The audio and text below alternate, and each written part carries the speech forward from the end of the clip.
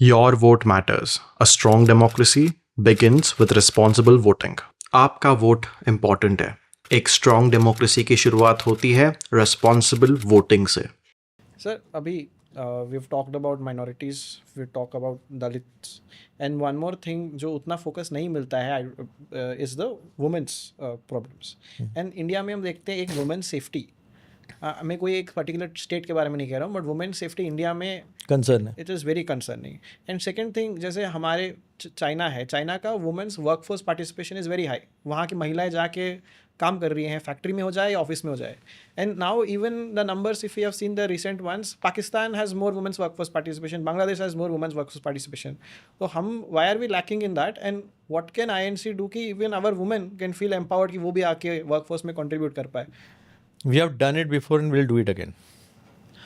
पंचायत राज में 30% का रिजर्वेशन कौन लाए? डिफेंस में विमेन रिजर्वेशन कौन लाए? हिंदू कोड बिल को विरोध करने वाले कौन लोग थे? 12 सितंबर 1949 को पंडित जवाहरलाल नेहरू जी तत्कालीन प्रधानमंत्री और डॉक्टर बाबा साहब अम्बेडकर के पुतले किस लिए जलाए गए रामलीला मैदान में? क्योंकि महिलाओं को समानता दे रहे थे. महिलाओं को एडॉप्शन का अधिकार, प्रॉपर्टी में अधिकार, डिवोर्स का अधिकार, समानता का अधिकार था. वो उसके खिलाफ कौन था? पंचायत राज में 33% और 50% तक उस आरक्षण को लेके जाना, पुलिस में महिलाओं की भर्ती बढ़ाना, ये किसने किया है? कांग्रेस ने किया है. मैं आपको बता दूँ, महिला किसी भी जात की हो, ऊंची जात की हो या फिर पिछड़ी हो, दलित से हो, आदिवासी से हो, वो पैर की जूती है आरएसएस में. आपको एक किस्सा बताता हूँ. आपने फुले मूवी देखी है? मैं महाराष्ट्र से आता हूँ. बहुत बड़ा आंदोलन हुआ है महाराष्ट्र में, बंगाल में और महाराष्ट्र में. ये चाहता राजा राम मोहन राय, केशव चंद्र सेन, ईश्वर चंद्र विद्यासागर, महात्मा ज्योतिबा फुले, हमारे धोंडो केशव कर्वे, बहुत बड़ा आंदोलन हुआ है. महात्मा ज्योतिबा फुले ने जो अनाथ खोला था, वो ऐसी बालिकाओं के लिए था जो अवैध तरीके से, घर के लोग ही, पहले बच्चियाँ जल्दी छोटी उम्र में विधवा हो जाती थी, फिर घर के लोग ही उनके ऊपर अत्याचार करते थे, फिर वो बच्चों को मार डाला जाता था. तो पत्रक पढ़ना हो कभी निकाल कर आप, उसमें ज्योतिबा फुले जी ने लिखा था कि आप हमारे यहाँ आइए, हमारे अनाथ बालिका आश्रम में, वहाँ अपनी सुखरूप सफलतम अपनी डिलीवरी कर लीजिए और बच्चा हमको देके आप चले जाइए. 27 बच्चे थे. वो कौन सी जाति की महिलाओं के थे? ब्राह्मण जाति के थे, जिसमें कि एक यशवंत को उन्होंने अडॉप्ट किया था. तो ये लड़ाई केवल जाति की नहीं थी, ये लड़ाई मानवता की थी, इंसान के सम्मान की थी. उन्होंने नाइयों का स्ट्राइक कराया था महात्मा ज्योतिबा फुले ने पुणे में. वो किसके लिए किया था? विधवा होने के बाद विद्रूप किया जाता था महिलाओं को, पूरे बाल काट देना, उसको आइसोलेशन में रख देना, प्याज लहसुन कुछ नहीं खाना, यानी सारे तरह के अमानवीय व्यवहार जो है, एक जेल ही था वो. तो पिछड़ी जाति ने, नाई लोगों ने, अगड़ी जातियों की महिलाओं के सम्मान में स्ट्राइक करवाया था ज्योतिबा फुले ने. यानी अपने पेट पर लात मरवाई थी, बिजनेस था ना वो.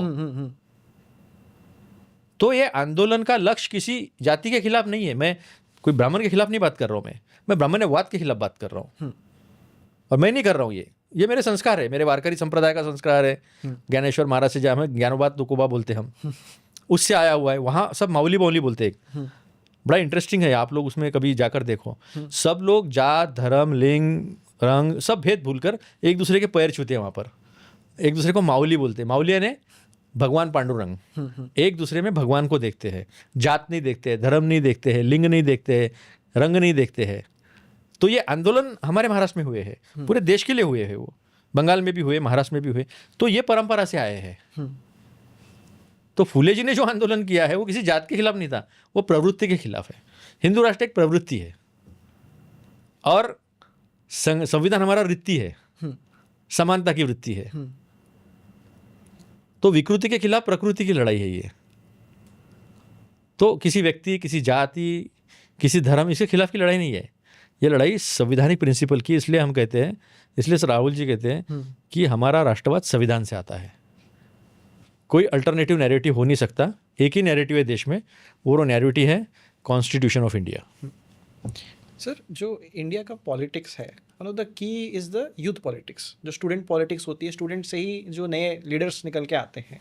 But nowadays we are seeing जितने बड़े इंस्टीट्यूशंस हैं, दिल्ली यूनिवर्सिटी हो गया, JNU हो गया, HCU हैदराबाद में हो गया, we have seen ABVP come up and take up everything. ऐसा वोट चोरी है. एंड जो ऑपोजिशन के ये हैं, CPI CPM वाले से लड़ता है, फिर वो किसी आयसा वाले से लड़ते हैं, तो इतने ही इनफाइटिंग में वो डिवाइड हो गए. करवाया जाता है.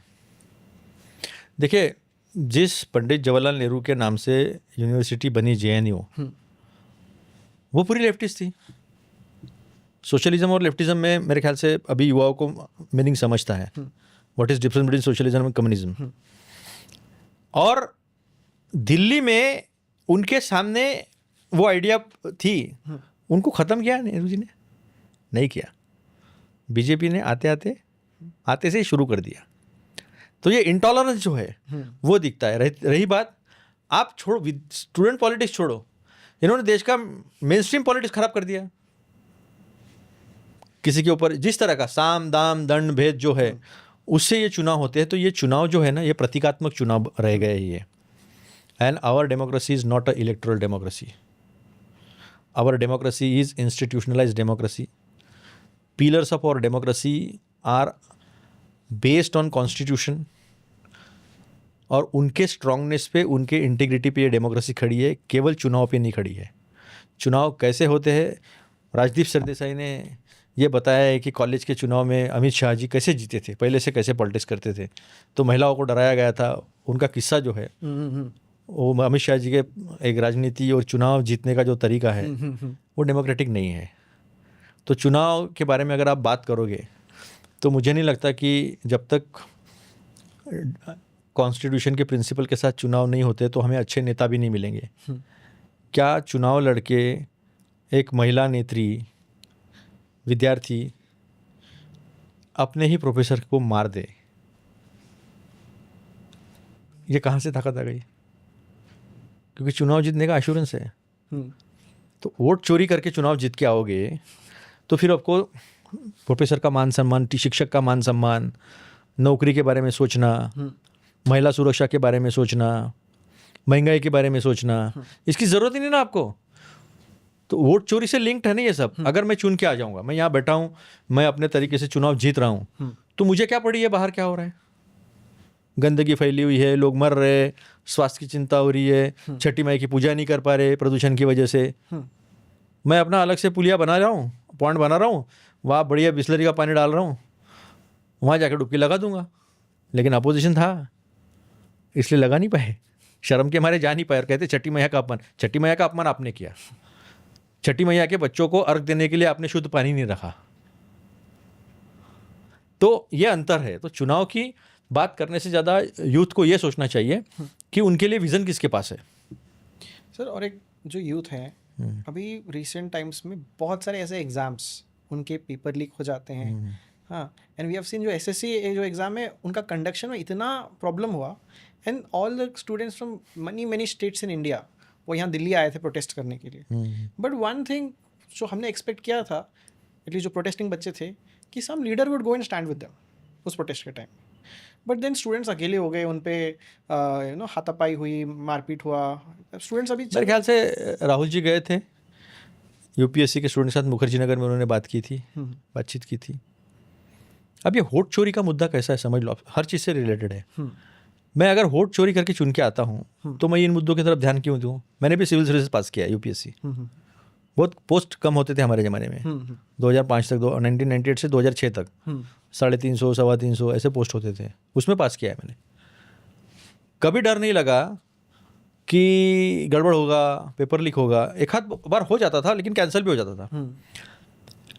कौन कंडक्ट करता था? UPSC कंडक्ट करती थी. स्टाफ सिलेक्शन कमीशन है, RRB का अलग एग्ज़ाम होता है, बैंकिंग का अलग बोर्ड है. और हमारे वक्त हर संडे एग्ज़ाम होती थी. अभी एक तो एग्ज़ाम होती नहीं है, प्राइवेट हाथों में एग्ज़ाम कंडक्ट करना हो गया है. मैंने खुद अभी 2023 में महाराष्ट्र में आंदोलन किया, महाराष्ट्र पब्लिक सर्विस कमीशन के बच्चों के लिए. तो यूथ वोट सही करे, सही सरकार चुने. अपनी राजनीतिक जिम्मेदारी समझें। कॉलेज में चुनाव लड़ना केवल एकमात्र राजनीति नहीं है। राजनीति ये है कि सही नरेटिव क्या है। There is no alternative narrative, there is only one narrative, that is constitution. उसको समझे और रास्ते पर तो आए ही, वो तो तरीका है, लेकिन डेमोक्रेसी मानने वाला सरकार रही तो वो तरीका है। नहीं तो 725 किसान मर गए, लाखों किसान रास्ते पर आए। आज मेरे नागपुर में 5 लाख किसान रास्ते पर खड़े हैं। कोर्ट के ऑर्डर देने के बावजूद हटे नहीं, हमको जेल में डालो कह रहे हैं। ये परिस्थितियाँ निर्माण इसलिए होती है क्योंकि सरकार सेंसिटिव नहीं है, असंवेदनशील सरकार है। इसलिए सही सरकार चुनना ये एकमात्र पर्याय है। रास्ते पे हम खड़े हैं, राहुल जी खड़े हैं रास्ते पर। हर वो परीक्षा दी वो इंसान ने।